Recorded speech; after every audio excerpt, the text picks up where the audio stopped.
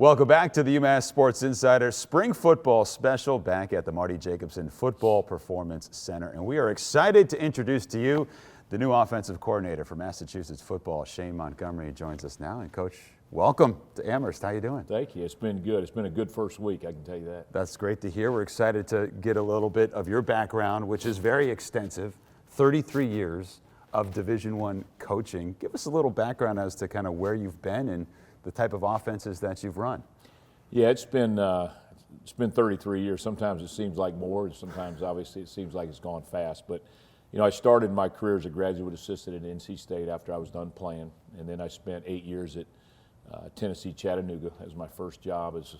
I was quarterback coach for 4 years, wide receivers coach for 4 years, and then I grew up in the state of Ohio. I actually went back to Ohio for 17 years. I went to Miami University in Oxford, Ohio for 8 years. I was the offensive coordinator for 4, head coach for 4. Then I went to Akron for a year and Youngstown State for 8. And then I went back down south for a little bit. I went to Charlotte for a year, JMU for 2, and Buffalo for 2, and then spent last year as an analyst down at East Carolina. Yeah. But it's been, we've built the offense really around our personnel over the years. When I first went to Miami, we built it around Ben Roethlisberger. Obviously his strengths and the people that we had at that time. We've had running quarterbacks at times. We've had guys that really were drop back guys. So we built it around our personnel. Everybody always asks, describe your offense? We've got some spread elements. We've got some pro style elements. We've got some West Coast elements. I call it a multiple spread. We'll attack with personnel and formations, and we're just going to play fast and be physical. And, like I said, I'm looking forward to getting out there and really seeing what kind of personnel we have, and we'll build around that. Yeah, I guess the question is, where do you start, right? And it sounds like you've had experience kind of getting in there and saying, okay, these are the ingredients that I have to cook with. This is what it's going to look like. Because, I mean, there might be some guys that say, this is my system and this is going to be the way we do it, but that doesn't sound like your approach. Well, no, and I think, again, I go out and speak with certain clinics throughout the year, and it really starts with the quarterback. What can he do? What does he bring to your offense? Is he a dual threat guy? Is he more of a drop back guy? Is he more of a runner?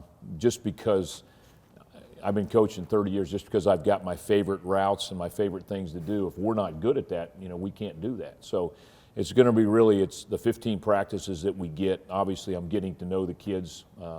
It was good that we'll have 4 weeks putting our offense together before spring break. But once we get out there and really I can see where our personnel is, we'll build it around that. Yep. We've added some pieces at the offensive line. We should have more depth there. We've added some transfers at the receiver position. So I'll be anxious to see what we can do, and we'll put it together. We're not going to be a finished product in the spring. It's going to have to go through fall practice and kind of see what we do best. But when we hit that field on August 31st, we'll have a good idea of what we're doing, and we'll take it game by game then. You mentioned it starts with the quarterback. What are your initial impressions? I know you're still getting accustomed to everything here of Tyson Pumachong and what he can do. Well, we've got Tyson coming back, and I've looked at all his film, and obviously he brings a lot of things to the table that he can do well. The number one thing with him is just making sure he's healthy. Obviously he started out well last year and got banged up, and he wasn't the same quarterback he was earlier in the season. So we've got to get him healthy so that he can do everything on our offense. And then, we've got some young guys. Ahmad actually played last year in a number of games, and we got a freshman and some other guys that we've added. So really I've got to see, I'm kind of getting used to seeing what they can do. We're able to now with the off season, you're able to use the football and things like that. So even though we're not practicing, I'm able to see some of the things that they can do physically, and we'll keep building on that. But, until we get out there on the field, you never know how guys are going to react when it's 11 on 11. So we'll get the offense and defense in, and then we'll play off their strengths. You mentioned you have previous head coaching experience when you were at Miami, and you've been at some of these pockets where Charlotte was a young program, just jumping to the FBS level. You helped them get to a record high in wins. JMU kind of transitioning upward. Of course, they've been on that trajectory. So how does that experience and programs that have been in the building process help you to build it here in Amherst? Well, I don't know if it's much as the